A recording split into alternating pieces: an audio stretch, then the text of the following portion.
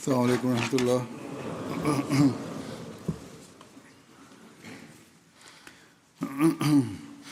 أشهد أن لا إله إلا الله وحده لا شريك له وأشهد أن محمدا عبده ورسوله أما بعد فأعوذ بالله من الشيطان الرجيم بسم الله الرحمن الرحيم الحمد لله رب العالمين الرحمن الرحيم مالك يوم الدين إياك نعبد وإياك نستعين اهدنا الصراط المستقيم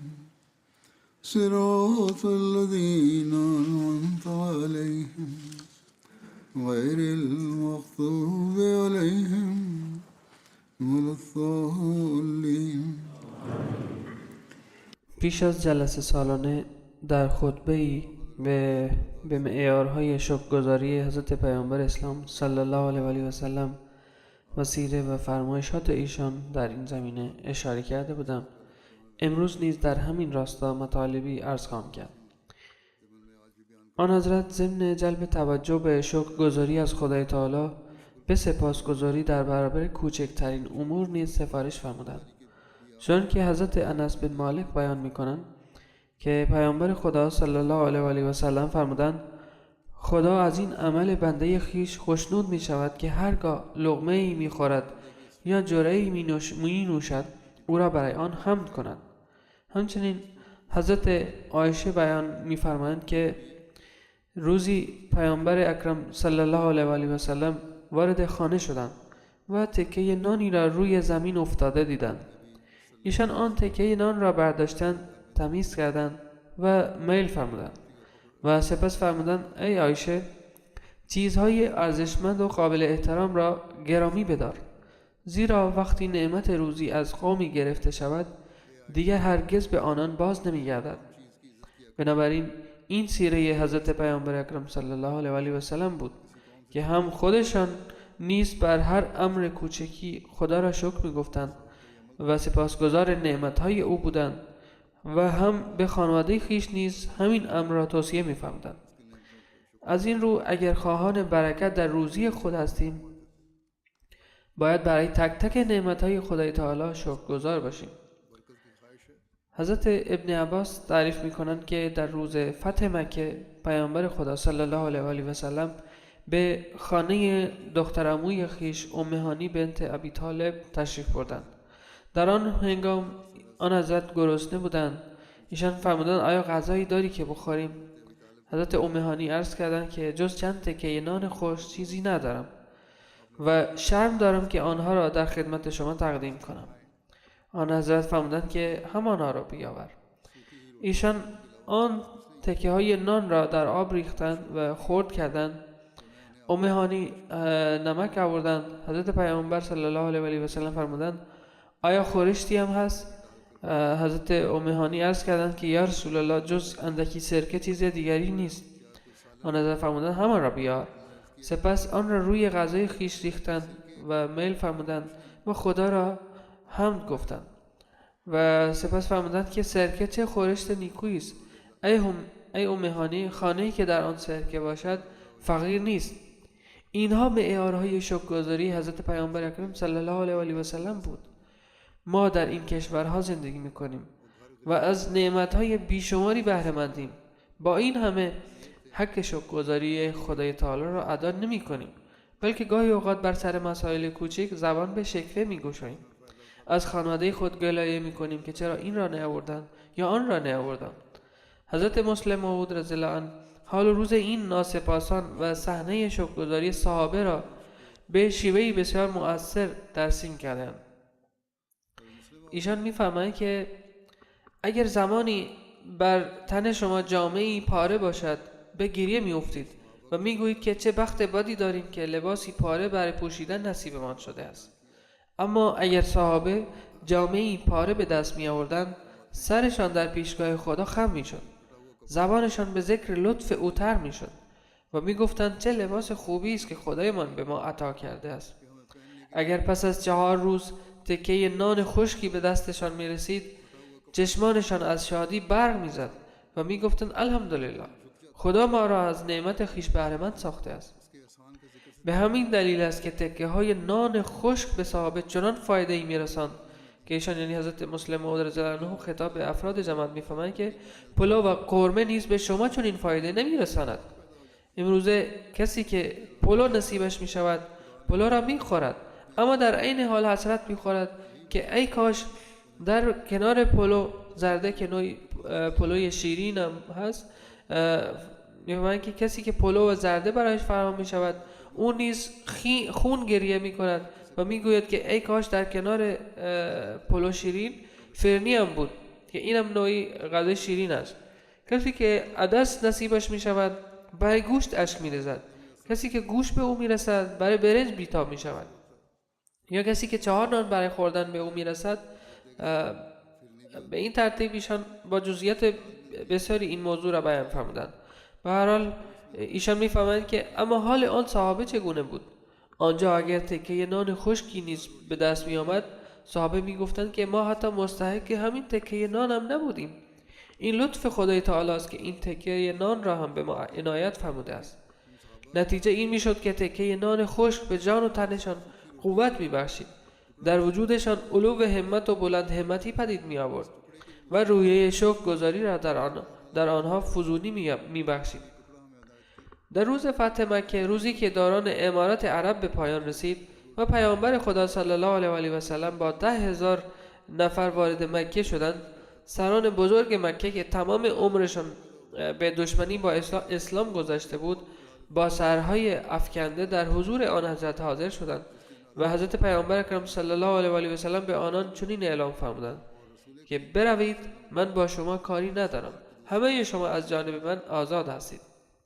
پس از این اعلام حضرت پیامبر صلی الله علیه و سلم به خانه حضرت ام هانی که اینجا امه نوشته شده، به نظر می رسد اشتباه نگارشی باشد یا به اشتباه بیان شده است. به هر حال ایشان یعنی حضرت پیامبر صلی الله علیه و سلم به خانه حضرت ام هانی تشریف بردند و ام هانی دخترعموی پیامبر صلی الله علیه و سلم بودند. همانطور که بیان شد آن حضرت فرمودند آیا چیزی برای خوردن هست؟ ایشان پاسخ دادند همانطور که پیشتر نیز بیان شد که برای خوردن، ایشان جواب دادند که برای خوردن چیزی ندارم، اگر داشتم که خودم تقدیم میکردم، به جز یک تکه نان خشک که از چند روز پیش مانده است. آن حضرت فرمودند بسیار خوب، همان را بیاورید. هنگامی که ایشان نان را به خدمت حضرت پیامبر صلی الله علیه و سلم آوردند، آن حضرت فرمودند این نان بسیار خوبی است و شما بی دلیل قصه میخوری که در خانه‌ام چیزی برای خوردن نیست. سپس آب آوردند، آن حضرت نان را در آب خیساندند و پس از آن فرمودند آیا خورشتی هم هست؟ ایشان عرض کردند خورشت کجا بود؟ من که از اول نانم نداشتم که بیاورم، فقط کمی سرکه نزد من است. پیامبر صلی الله علیه و سلم فرمودند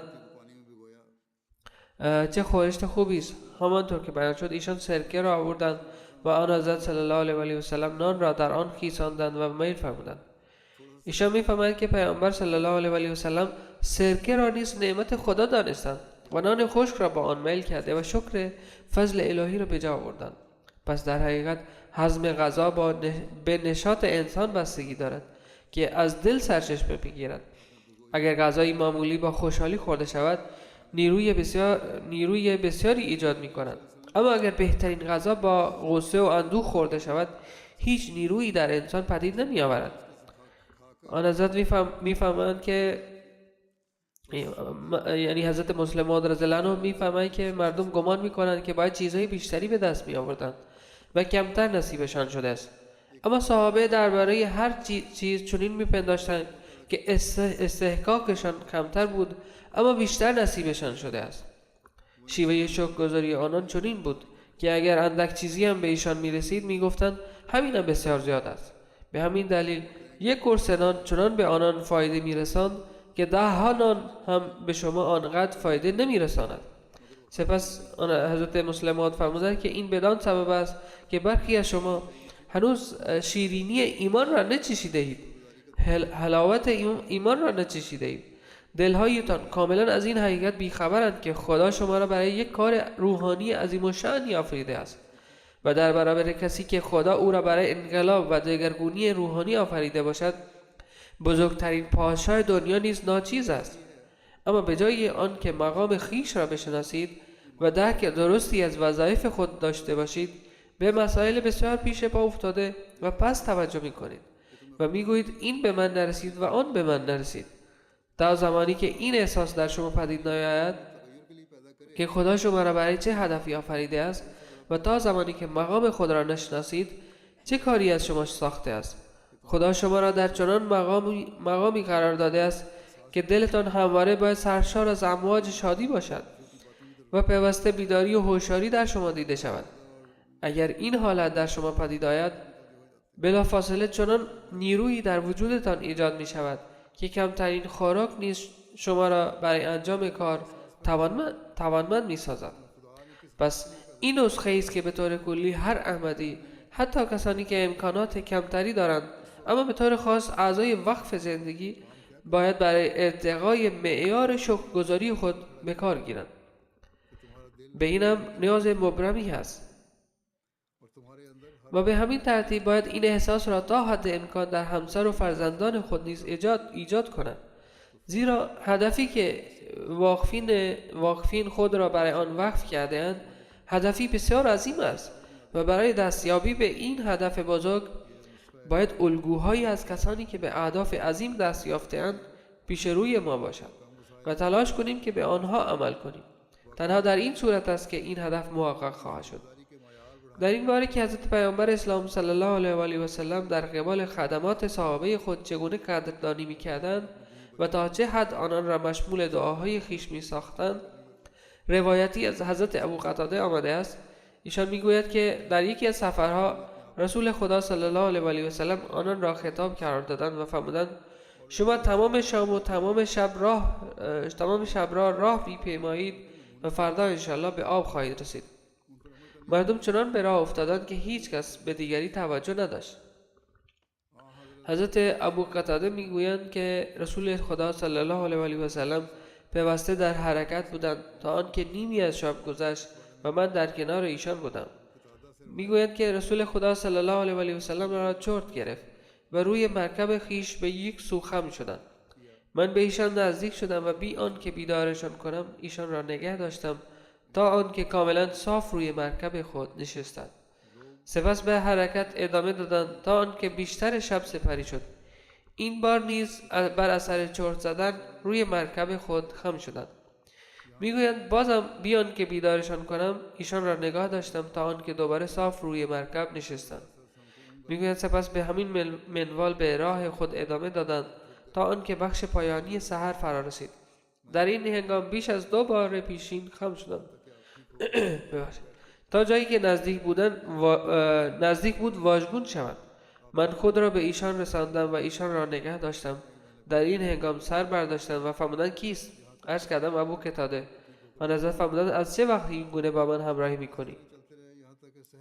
عرض کردم از دیشب با شما همراه هستم.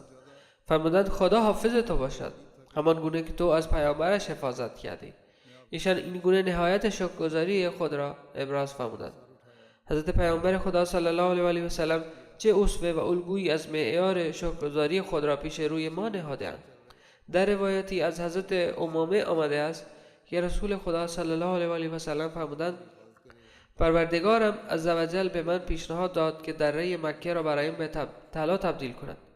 من عرض کردم ای پروردگار من، نه، بلکه میخوام یک روز گرسنه بمانم و یک روز سیر باشم و خوب غذا بخورم تا وقتی سیر هستم حمد و ثنای تو را بگویم و شکر تو را به جا بیاورم و وقتی گرسنه‌ام در پیشگاه تو با عز و تواضع نیاز زاری کنم و به درگاهت دعا کنم.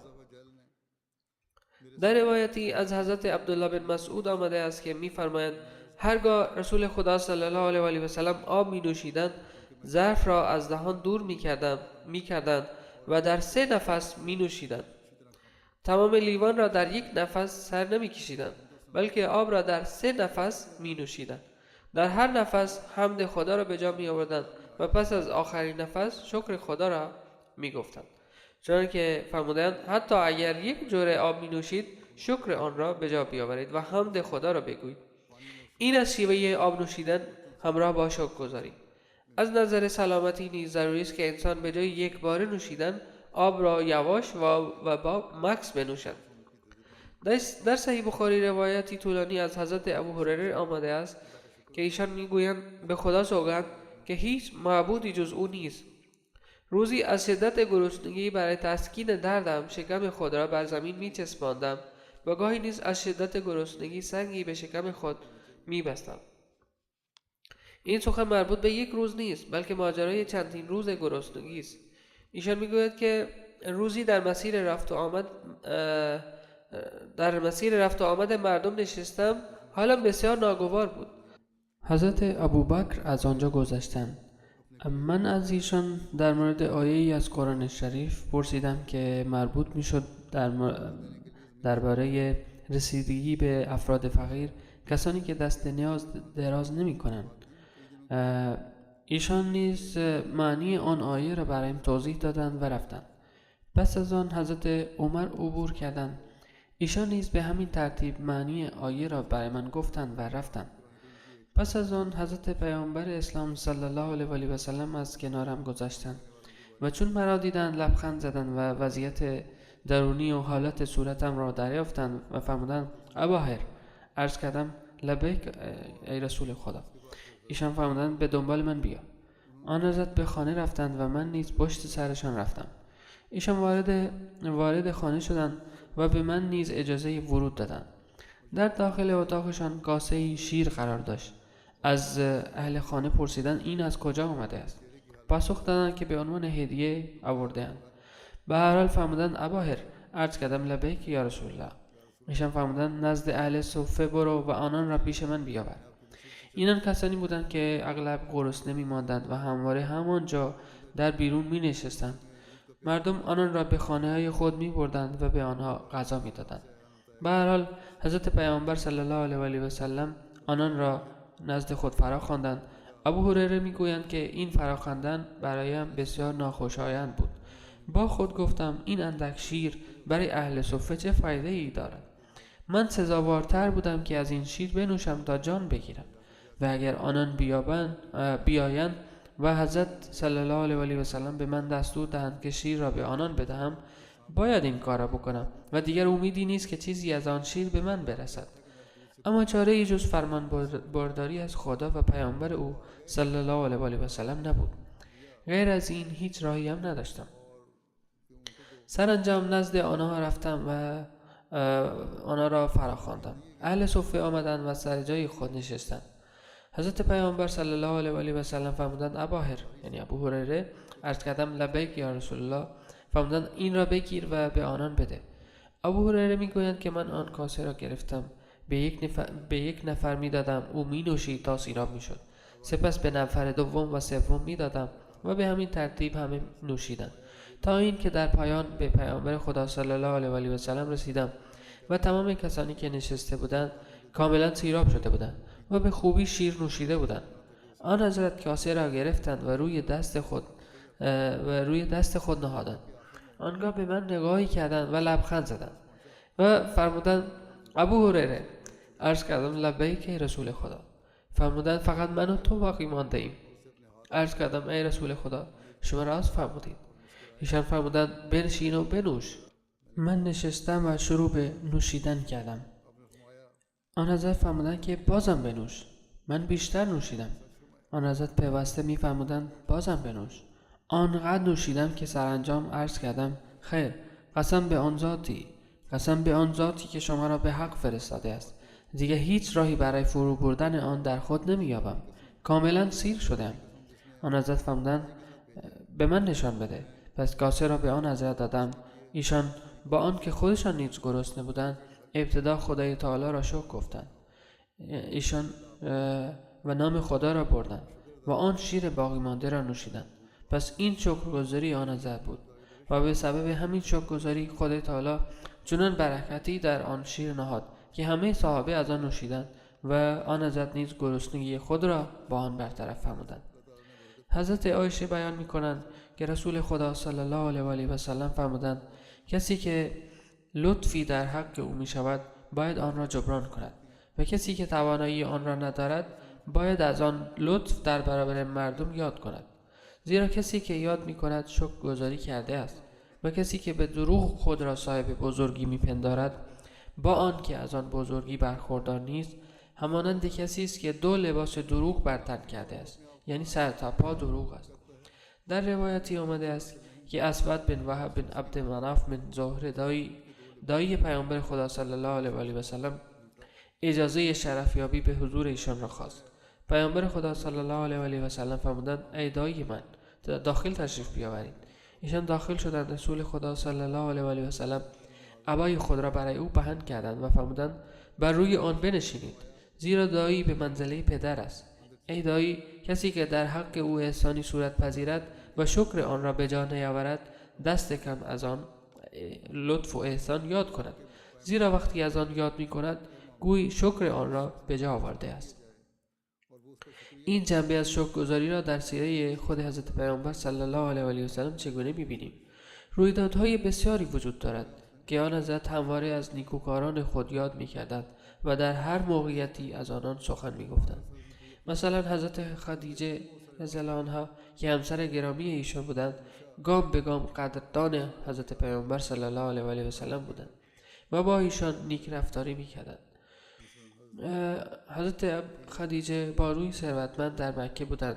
وقتی با حضرت پیامبر صلی الله علیه و آله و سلم ازدواج کردند تمام دارایی خود را به پای حضرت پیامبر صلی الله علیه و آله و سلم ریختند تا هر گونه که مایلند از آن استفاده بفرمایند. سپس پس از ادعای نبوت در هر سختی و مشکلی با اخلاص و وفای کامل شانه به شانه آن حضرت ایستادند تا اینکه در سال 10 بعثت ایشان فوت کردند و پیامبر اکرم صلی الله علیه و آله و سلم لطف و احسانهای این همسر وفادار خود را تا آخرین نفس به یاد داشتند و همواره از نیکی‌های حضرت خدیجه یاد می‌کردند. آنچنان از ایشان یاد می‌کردند که دیگر ازواج مطهر حضرت پیامبر صلی الله علیه و آله و سلم رشک می‌بردند. چون که حضرت عایشه بیان می‌کنند که پیامبر خدا صلی الله علیه و آله و سلم هرگاه از حضرت خدیجه یاد می‌کردند از ایشان تمجید می‌کردند و بسیار نیکو ستایش می‌فرمودند. یک روز غیرت بر من چیره شد و به آن حضرت صلی الله علیه و آله و سلم عرض کردم که شما چرا مدام از آن پیرزن یاد می‌کنید با آن که خدای تعالی همسرانی بهتر از او به شما عطا فرموده است؟ در پاسخ حضرت پیامبر صلی الله علیه و آله و سلم فرمودند خدا همسری بهتر از او به من نداده است، زیرا خدیجه مرا در زمانی پذیرفت که دیگران مرا انکار کردند و هنگامی که مردم مرا تکذیب کردند او مرا تصدیق کرد و وقتی مردم مرا از مال محروم کردند او با مال خود مرا یاری نمود و خدا از او به من فرزند عطا فرمود در حالی که از زنان دیگر به من فرزندی نداد. حضرت پیامبر صلی الله علیه و آله و سلم در تمام عمر خدمات حضرت خدیجه را به یاد داشتند و همواره شکرگزاری خود را ابراز می‌فرمودند. به همین ترتیب از دوستان خود که به هر نوع آن حضرت را یاری کرده بودند بسیار ابراز شکرگزاری می‌فرمودند. یک بار میان حضرت عمر و حضرت ابوبکر اختلافی پیش آمد و هنگامی که این خبر به پیامبر اکرم صلی الله علیه و آله و سلم رسید ایشان احسانهای بزرگ حضرت ابوبکر را به دیگران یادآوری کردند و به صحابه توصیه فرمودند که به ایشان آزاری نرسانند. سرانجام وقتی هر دو موضوع را در خدمت حضرت پیامبر صلی الله علیه و آله و سلم آوردند هر دو متوجه اشتباه خود شدند. حضرت ابوبکر گفتند که من در حق حضرت عمر تندروی کردم و عذر میخوام. حضرت عمر نیز گفتند که من تندروی کردم و عذر میخوام. به هر حال حضرت پیامبر صلی الله علیه و آله و سلم به سخنان حضرت عمر توجهی نکردند، بلکه از این که ایشان با حضرت عمر مجادله کرده بودند ابراز نارضایتی فرمودند و سپس فرمودند ای ابوبکر خدا عیب پوشی کند و از شما درگذرد. سپس حضرت عمر نیز پشیمان شدند و به خانه حضرت ابوبکر آمدند.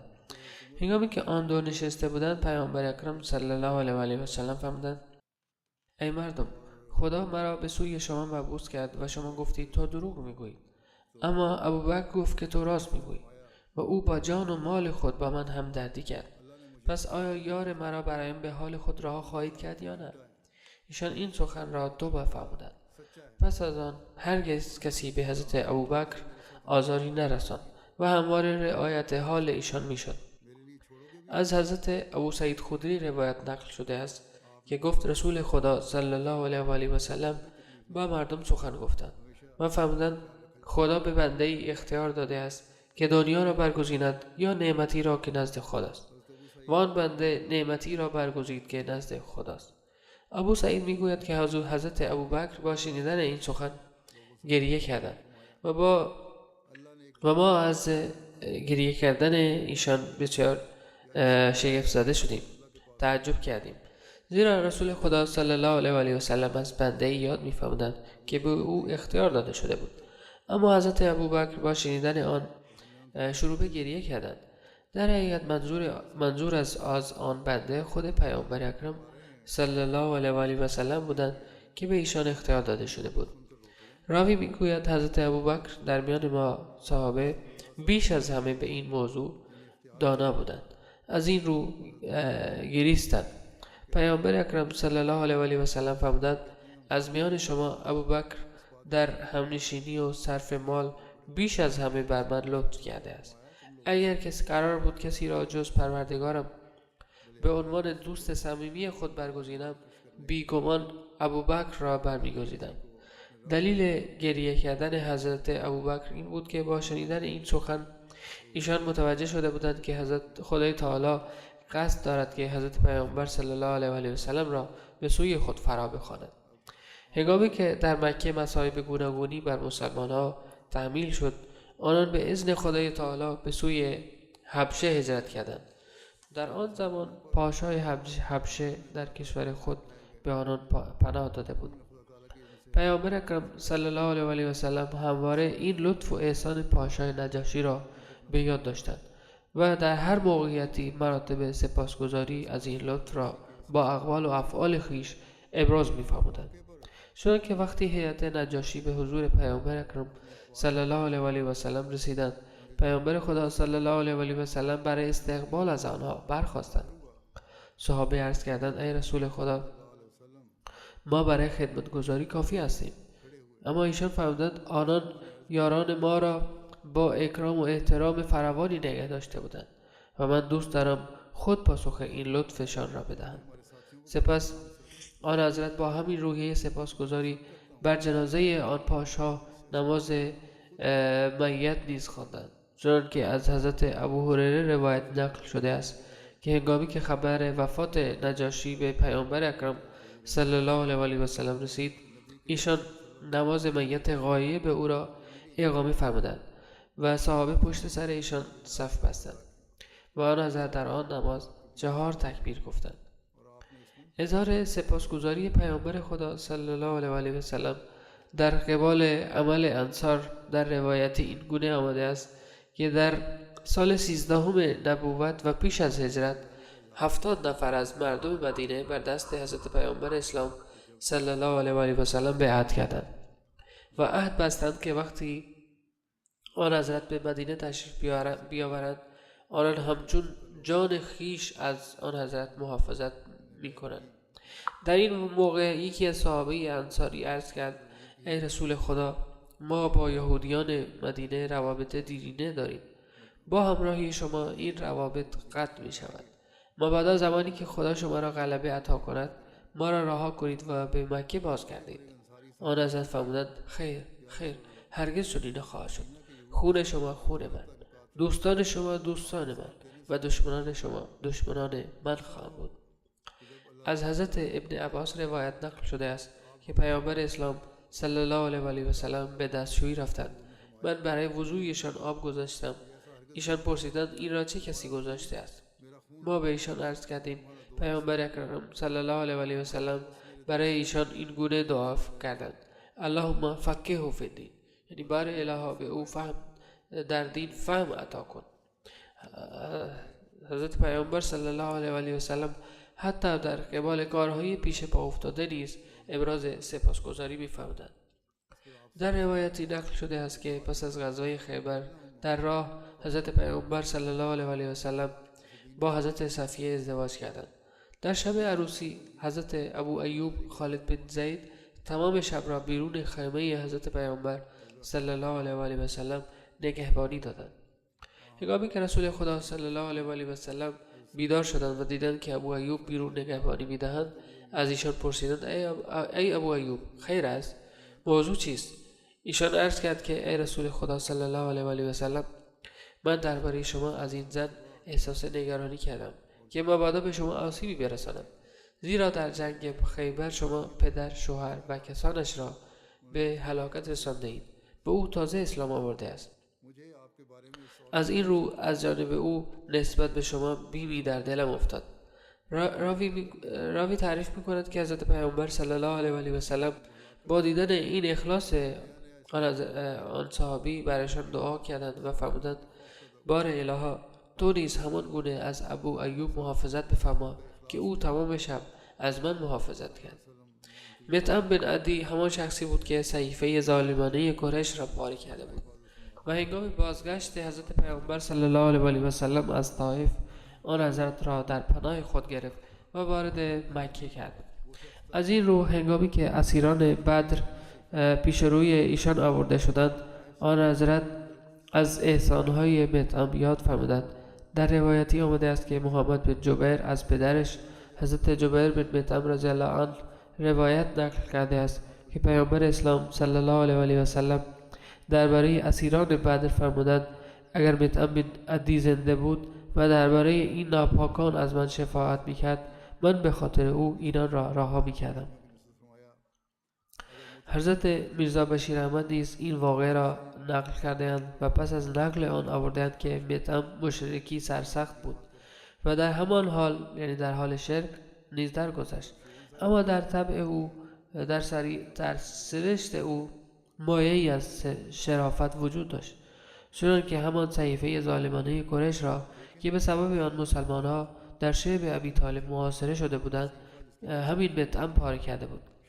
همچنین هنگامی که حضرت پیامبر صلی الله علیه و آله و سلم از طائف بازگشتند، در آن زمان نیز مطعم بود که آن حضرت را در پناه خود گرفت و به مکه وارد کرد. یادآوری همین لطف بود که حضرت پیامبر صلی الله علیه و آله و سلم تحت تاثیر آن این سخنان را بیان فرمودند.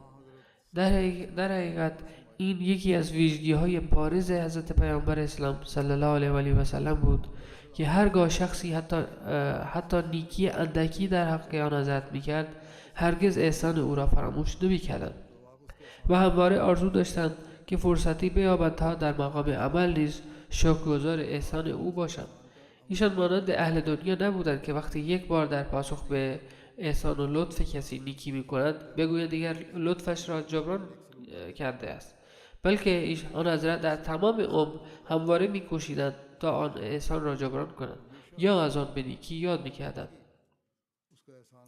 عبدالله بن ابی ربیعه مخزومی از پدرش و او از پدر بزرگش روایت نقل می‌کند که وقتی پیامبر صلی الله علیه و آله و سلم عازم غزوه حنین شدند، از او 30 یا 40 هزار قرض گرفتند و هنگامی که از حنین بازگشتند آن را ادا کردند. سپس پیامبر صلی الله علیه و آله و سلم به او فرمودند: خدا برای تو در خانواده و مالت برکت قرار دهد. پاداش مال و قرض پرداخت کامل و تشکر است، یعنی قدردانی از قرض دهنده نیز ضروری است. حضرت عمرو بن اخطب بیان می‌کنند روزی رسول خدا صلی الله علیه و آله و سلم آب طلب فرمودند. من برای ایشان در ظرفی آب آوردم، اما در آن مویی بود. من آن بو را از آب بیرون آوردم. این کار بسیار جزئی بود و ظرف را به پیامبر خدا صلی الله علیه و آله و سلم تقدیم کردم. رسول خدا صلی الله علیه و آله و سلم فرمودند: اللهم جبله، یعنی بار الها او را زیبا بگردان. هیچ موقعیت هرچند کوچک پیش نمی آمد که در آن حضرت پیامبر صلی الله علیه و آله و سلم تشکر نکنم. راوی میگوید بعدها تاثیر این دعای حضرت پیامبر صلی الله علیه و آله و سلم را بر او دیدم که او 93 سال عمر کرد در حالی که هیچ موی سفیدی در سر و ریشش نبود. به همین ترتیب روایتی از قتاده نقل شده است که گفت از حضرت انس شنیدم که حضرت ام سلیم به پیامبر اکرم صلی الله علیه و آله و سلم عرض کردند انس خادم شماست.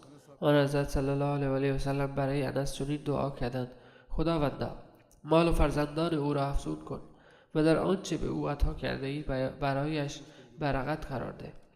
ماجرای برآورده شدن این دعا این گونه نقل شده است که حضرت انس میگویند به خدا سوگند مسلما مال من بسیار زیاد است و تعداد فرزندان و نوادگانم امروز تقریبا به 100 نفر میرسد. سپس ایشان در مقام نصیحت میفرماید که از حضرت جابر روایت نقل شده است که پیامبر اکرم صلی الله علیه و آله و سلم فرمودند به هر کس احسانی شود و او آن را بازگو کند در واقع شکر آن را به جا آورده است و هر کس آن را پنهان کند ناسپاسی کرده است.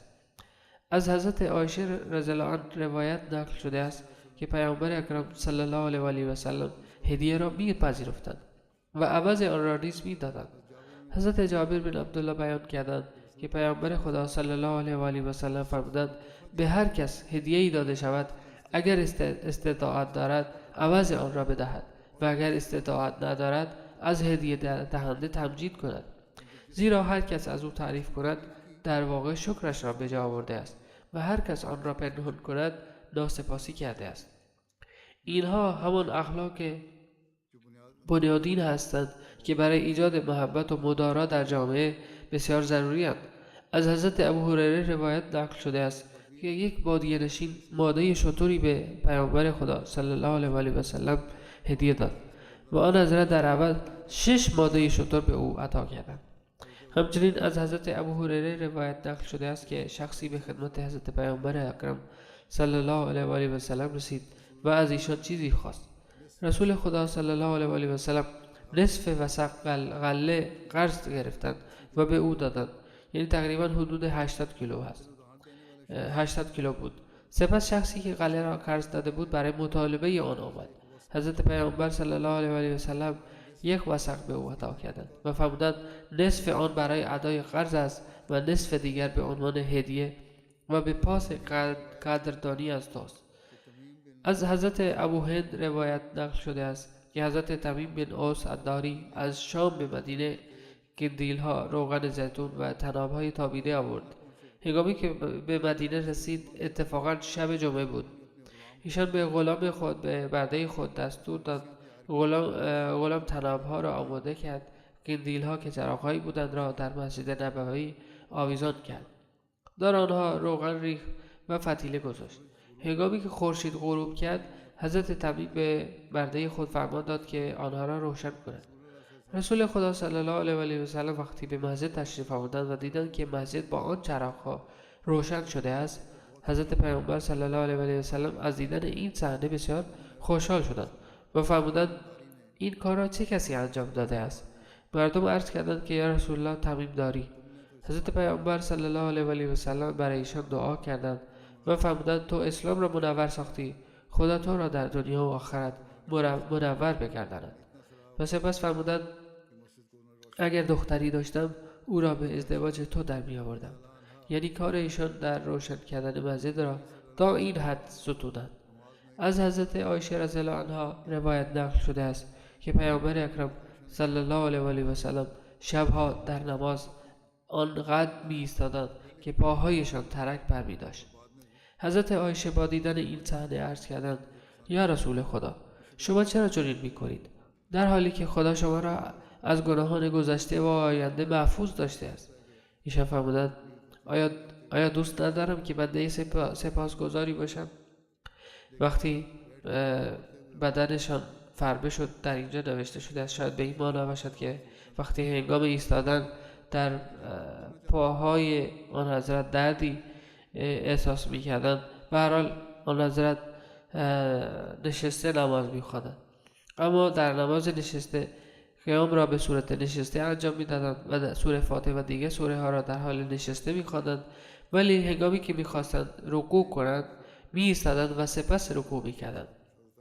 عطا روایت می‌کند که یک بار من به همراه حضرت ابن عمر و حضرت عبیدالله بن عمر به محضر حضرت عایشه شرفیاب شدم و به ام المؤمنین حضرت عایشه رضی الله عنها عرض کردم شگفت انگیزترین چیزی را از حضرت پیامبر صلی الله علیه و آله و سلم به من بگویید که در رسول خدا صلی الله علیه و آله و سلم دیده اید.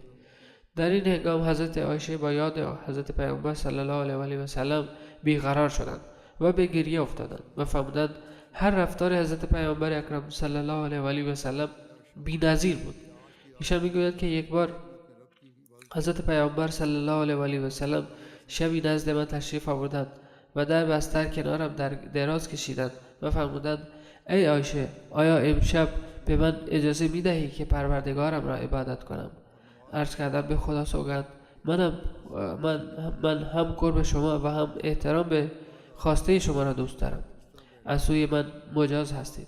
آنگاه حضرت پیامبر صلی الله علیه و آله و سلم برخاستند، از مشکی وضو گرفتند، به نماز ایستادند و در نماز آنقدر گریه کردند که اشک‌هایشان بر سینه‌شان سرازیر بود. پس از نماز به سمت راست تکیه دادند و به گونه‌ای نشستند که دست راستشان زیر گونه راستشان بود و سپس شروع به گریه کردند تا جایی که اشک‌هایشان بر زمین می‌چکید، تا اینکه حضرت بلال پس از اذان صبح آمد. وقتی ایشان را در آن حال گریه و زاری دید، عرض کرد یا رسول خدا، شما چرا اینقدر گریه می‌کنید در حالی که خدا همه گناهان گذشته و آینده شما را بخشیده است؟ آنگاه حضرت پیامبر صلی الله علیه و آله و سلم فرمودند آیا بنده سپاسگزار خدا نباشم و چرا گریه نکنم در حالی که امشب پروردگارم این آیات را نازل کرده است؟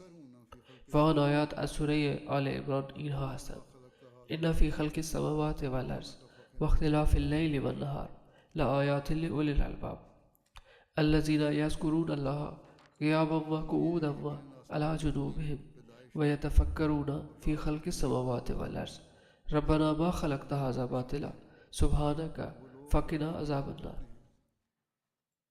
ترجمه این آیات این است که بیگمان در آفرینش آسمان ها و زمین و در رفت و در آمد و شده شب و روز نشانه هایی برای صاحبان خرد است، همان کسانی که خدا را ایستاده و نشسته و بر پهلوهایشان یاد می کنند و در آفرینش آسمان ها و زمین تفکر می کنند و بی اختیار می گویند ای پروردگار ما، تو اینها را هرگز بیهوده نیافریده ای، پاک و منزهی تو، پس ما را از عذاب آتش نگه دار، محفوظ کن. سپس حضرت پیامبر صلی الله علیه و آله و سلم فرمودند هلاکت بر کسی باد که این آیات را می‌خواند ولی در آنها تفکر و تعمق نمی‌کند. حضرت مسلم موعود رضی الله عنه در جایی در توضیح این حدیث می‌فرماید که در مورد حدیث شکرگزاری پیامبر اکرم صلی الله علیه و آله و سلم با کلمات عربی الا اکون عبدا شکورا آمده بود. ایشان فرمودند ای عایشه، آیا تنها کار خداست که در حق بنده احسان کند؟ آیا کار بنده نیست که مسئولیت های خود را ادا کند؟ اگر انسان کاملی همچون پیامبر خدا صلی الله علیه و آله و سلم نیز با وجود همه فداکاری هایی که انجام دادند و با وجود فوران احساسات محبتی که نسبت به خدای تعالی داشتند، باز هم نیازمند آن بودند که شبها از خواب برخیزند و آنقدر طولانی در پیشگاه خدا به عبادت بایستند که پاهایشان ورم میکرد و روزها به عبادت میپرداختند و زندگی خود را هرچه بیشتر شایسته تقرب به خدا میساختند، پس کدام انسان است که بتواند خود را از این مسئولیت ها بی نیاز بداند؟ حضرت مسیح موعود علیه السلام نیز در این باره میفرماید که حضرت پیامبر اکرم صلی الله علیه و آله و سلم در نمازهایشان آنقدر گریه میکردند و به قیام میایستادند که پاهایشان ورم میکرد. صحابه عرض کردند که خدای تعالی همه گناهان شما را بخشیده است، پس این همه مشقت و رنج و گریه برای چیست؟ آن حضرت فرمودند آیا من بنده شکرگزار خدا نباشم؟ این حال حضرت پیامبر صلی الله علیه و آله و سلم از همه ما تقاضا می‌کند که با شکرگزاری از نعمت‌های خدا شکرگزاری خود را به اوج خود برسانیم. شکرگزاری به معنی یک جا نشستن نیست، بلکه شکرگزاری پیشرفت بیشتر در عمل را می‌طلبد. حضرت پیامبر صلی الله علیه و سلم در بالاترین معیار تقوا قرار داشتند. از این رو بالاترین معیار عبد شکور بودن را نیز حاصل کردند و به ما نیز توصیه فرمودند که اگر می‌خواهید حق بندگی حقیقی خدا را ادا بکنید، شما نیز عبد شکور باشید. هرچه خدا فضل و لطف خود را بیشتر بر شما نازل می‌فرماید، به همان اندازه معیارهای عبادت را بالا ببرید و شکرگزاری کنید. نباید در نتیجه لطف‌های خدای تعالی تنبلی کرد، بلکه در عبادت و شکرگزاری باید پیوسته به پیش رفت. پس تا زمانی که ما به این نسخه عمل کنیم، منازل پیشرفت را هم به صورت فردی و هم به صورت جمعی انشاءالله طی خواهیم کرد. حضرت مسلم موعود رضی الله عنه در جایی در ادامه توضیح این مطلب این را نیز فرمودند که نادان است آن کس که گفت کرم‌های تو ما را کرد گستاخ. این یک مصرع فارسی است که به این معنی است که کرم‌های تو مرا گستاخ کردند. این شاعر به خدا میگوید که کرم‌های خدا، لطف‌های خدا مرا گستاخ ساخته است. او به جای آن که شکرگزار شود گستاخ شده است. این شخص یعنی این شاعر حرف اشتباهی میزند، زیرا فضل‌های خدا انسان را گستاخ و سرکش نمی کند، بلکه او را شکرگزارتر و فرمانبردارتر می سازد. پس شما نسبت به گذشته شکرگزارتر شوید، زیرا خدای تعالی می فرماید لئن شکرتم لازیدنکم، یعنی اگر بر آنچه به شما داده شده است شکرگزاری کنید به شما بیشتر خواهم داد. خدای تعالی ما را شکرگزار حقیقی بگرداند، عابد حقیقی بسازد و همواره دریافت کننده لطف و فضل خدا باشیم.